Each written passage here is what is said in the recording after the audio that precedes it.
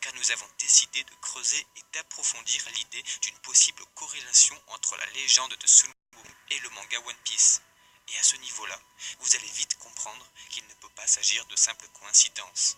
Nous allons donc aborder, après avoir résumé la leçon, tous les rapprochements qu'Eiichiro Oda, le mangaka, a mis en avant depuis le début du manga, pour définir ensuite, avec presque une facilité déconcertante, le futur du manga, jusqu'à la toute dernière page. Vous allez voir que rien n'est laissé au hasard.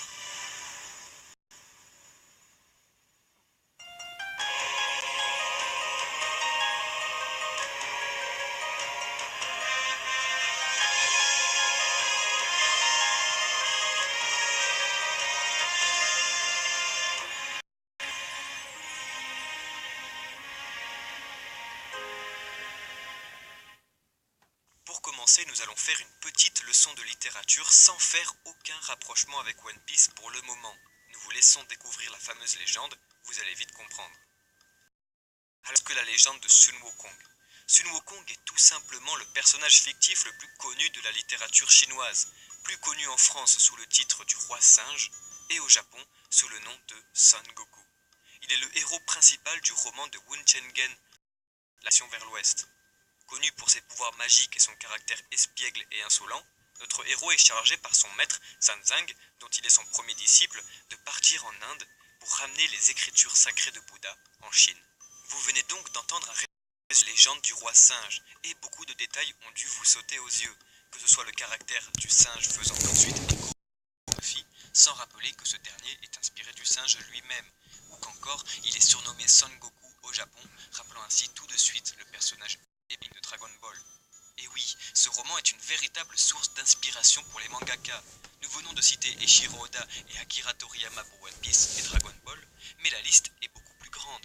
Dans Naruto, Masashi Kishimoto s'inspire directement de Sun Wukong pour l'invocation même du roi des singes, Enma, dont sa transformation en bâton indestructible fait référence au bâton bouddhiste de Sun Wukong dans le roman. Dans Pokémon, nous pouvons retrouver Simiabraz, Pokémon tout droit inspiré de notre roi singe, ou encore dans Hunter x Hunter, où Sayu, un des membres des représente le singe et possède, comme par hasard, un bâton magique indestructible pouvant changer de taille. Bref, maintenant que vous savez ce que représente cette légende aux yeux des mangaka, nous allons pouvoir passer au vif du sujet, et donc du rôle de cette dernière dans One Piece. Et ça ne s'arrête pas à de simples allusions. Premièrement, il faut savoir que Luffy fut souvent dessiné par le maître comme étant un singe. Ainsi, nous pouvons retrouver de nombreuses illustrations avec un singe ayant une cicatrice sous l'œil gauche et portant un chapeau de paille, sans rappeler le nombre de fois où les traits de visage de Luffy sont similaires à celui d'un singe, surtout dans les moments comiques. Bien sûr, nous ne parlerons pas de son nom, car cela serait trop évident. Ensuite, nous savons que la fratrie de Luffy a été élevée par Dadan au Mont Corvo, et leur entraînement était constitué de bêtes féroces, et notamment de singes géants.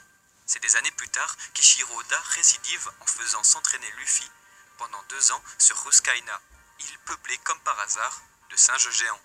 De plus, nous savons tous très bien que depuis le chapitre numéro 1, Luffy est à devenir le roi des pirates. Imaginez alors que cela se produise. Dans une petite dizaine d'années, Luffy devient officiellement le second roi des pirates. Tous ceux qui l'auront connu auront alors connu son caractère espiègle et insolent, tout comme celui de Sun Wukong.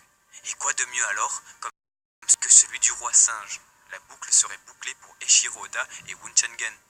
Avant d'aborder le point final, nous allons parler de nouveaux pouvoirs de Luffy dévoilés par l'entraînement de Sun Wukong. Plus tôt, nous vous parlions d'un entraînement du roi des singes, apprenant à maîtriser son corps pour utiliser de nouvelles techniques et nouvelles transformations au nombre exact de 72.